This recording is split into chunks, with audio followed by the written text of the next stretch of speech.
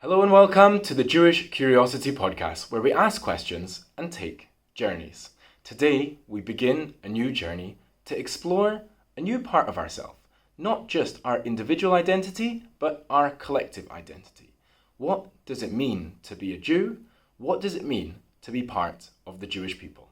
I hope you enjoy. It takes something special to empathize with someone you've never met. Sympathy, that's quite doable. We can recognize someone's joy, acknowledge their pain, and wish them well from a distance. But empathy, to actually feel their happiness with them, to actually cry with them in their sorrow, that's something deeper, and it's something rare. But what if empathy wasn't a bonus, but rather a basic? What if we could all share a deep emotional connection if only we were in touch with reality?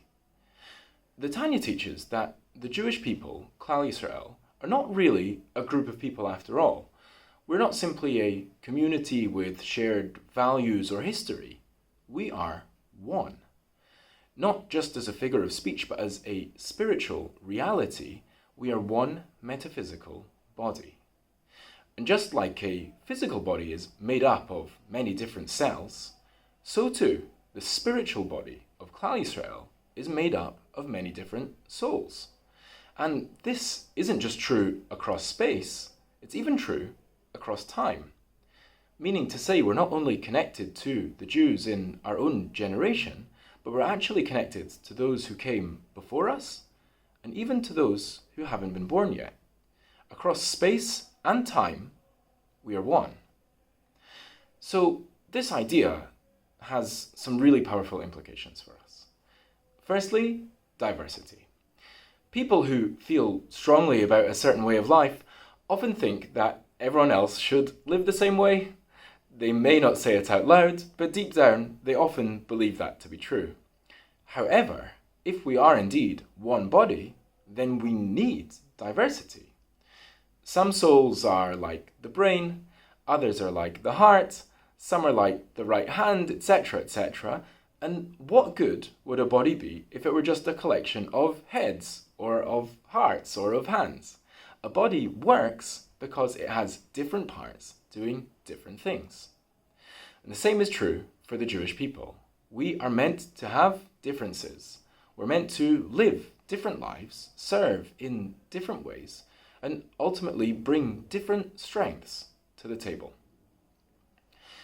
A second implication is about the destructive nature of machloket, unfriendly discords, division. Our sages say terrible things about machloket. They even point out that the success or failure of the Jewish people over the course of history tends to correlate with our state of unity or division. Now, with this idea, we can really understand why. Because what happens when parts of a body don't work together? What happens when a body starts attacking itself? There's a word for this. It's called an autoimmune disease. And that is what happens when we attack each other. We make a spiritual autoimmune condition. Machloket doesn't just go against our values, it goes against our very existence. A third implication, a nicer one this time, is the amazing potential of achdut, unity, oneness. The beauty of this system is that you can have a relationship with someone you've never met. Physically, you may be on opposite sides of the world, but spiritually, you can be right next to each other. And if you were physically together, you could share joy, you could share pain, and ultimately you can hold each other through it all. The truth is, since we are spiritually together, we can actually do the very same thing, even over a physical distance. If one part of the body gets hurt, the whole person feels it.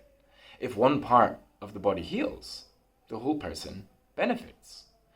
So too with us.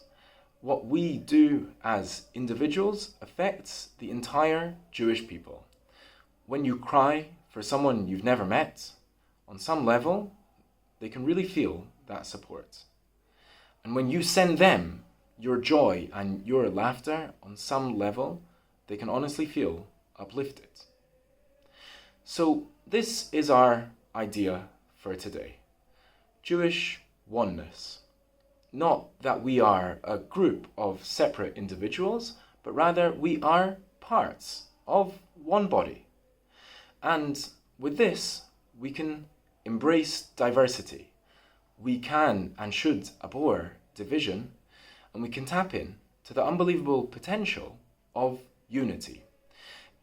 In this time of immeasurable pain and suffering for so many, we cannot leave anyone behind. Even regarding people that we've never met and perhaps will never meet, we can and must connect. Let's be with them in their pain. Include them in our joy, and whatever we do it together. I hope you enjoyed that episode of the Jewish Curiosity podcast. If you want to find out more or check out more episodes, you can go to www.jewishcuriosity.com, or you can also find us on Spotify, Apple Podcasts, and YouTube. Have an amazing day, and hope to see you next time.